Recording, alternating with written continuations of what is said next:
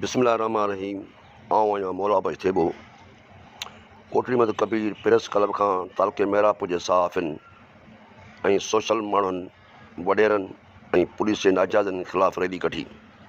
रैलीअ में चिती नारेबाज़ी कई वई। रैली जी अॻुवाणी मौला बच थेबो, बचल हिंगोरो, सैद जानी शाह, शाहनवाज़ सोलंकी, शरीफ़ सुमरो, अज़ीम नूनारी, हिज़बुल्ला चांग, आफ़त बगा चांडियो, इजरीस सतो, मुनीर मेमण ऐं ॿियनि कई। उन मौक़े ते अॻुवाणनि ख़िताब में चयो त कोटड़ी में कबीर जा दिलेर सहाफ़ी मौला बच थेबो, रज़ाक लाशारी ऐं परवेज़ भंड अकेला न आहिनि।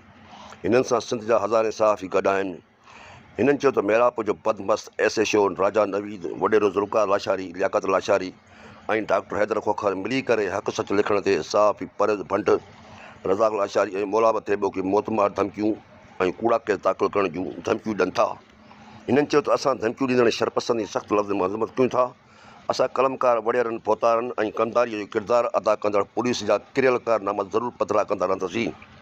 भली गोली हलायो या कूड़ा केस दाख़िल करायो, असांजी मंज़िल अञा बि अॻिते आहे। हिन chief justice of Pakistan, chief of army staff ऐं ॿियनि आला अख़्तियारनि खे अपील कई त सहाफ़िन खे तोहफ़त ॾियारे पैदा थियल बेचैनी ख़तमु कराई वञे। ॿी सूरत में क़ौमी शाहराह मथां धड़ो हणंदासीं। मौला बच थेबो, इबरत न्यूज़ रिपोर्टर, कोटड़ी मद कबीर।